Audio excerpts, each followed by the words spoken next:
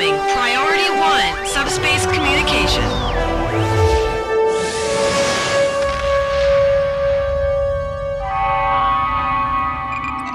In Star Trek Online, you'll get to experience all the aspects of the Star Trek universe, exploration, diplomacy. But the year 2409 is a time of war, so with this video, we wanted to give you an idea of what it would be like to engage the enemy in Starship combat.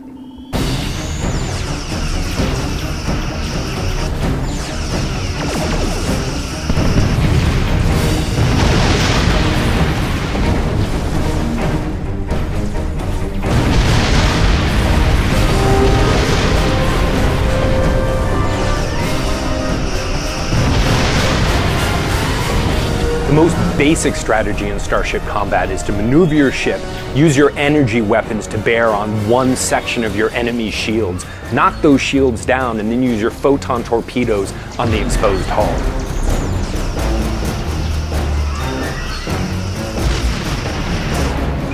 So there's three basic types of ships that you can get in STO. The first one is a cruiser. Cruisers are really tough. They take a lot of damage to take them down. They have a lot of crew, so they're hard to disable. This is really good for tanking. Second kind is an escort. Escorts are really fast, they're pretty maneuverable, they can dish out a lot of damage at one time, but they're pretty weak, so they're a lot better for dealing DPS. The third type is a science ship. Science ships are really good at increasing the abilities of you and your teammates, or decreasing the abilities of the enemy. They do crazy stuff like bouncing things off of deflector dishes or scrambling enemy sensors. It's really good at doing support.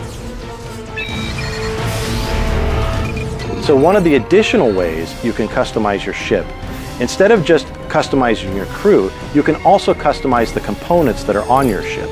So for example, you and I may both have the same class of ship, but the items that I'm going to put on my ship might be different than yours. For example, some of the station mods that I put on my ship might impact my phasers or my torpedoes.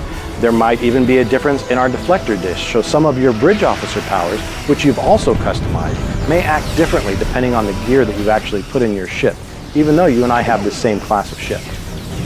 So your configuration of your ship defines something, but it's really the equipment, the weapons, the deflector dish, the impulse engines, the consoles that you equip on your ship, as well as the bridge officers who was activated at that time that really define how you play in combat. So your bridge officers in STO change how you play the game.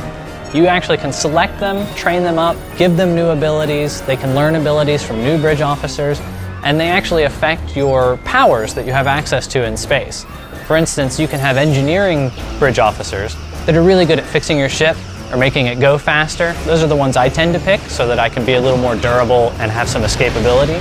But you can also get engineering bridge officers that will give you extra power to your engines or your weapons. Tactical officers will allow you to fire multiple torpedoes at once or really overload one phaser and shoot one giant beam of energy. Science guys will let you do things like mess up your enemy's sensors, make it so they can't target you, confuse whether or not they know who's a friend or a foe, or boost your friendly ships, make their shields better, make their sensors more effective.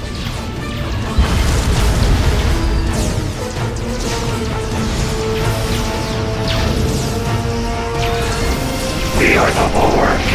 Resistance is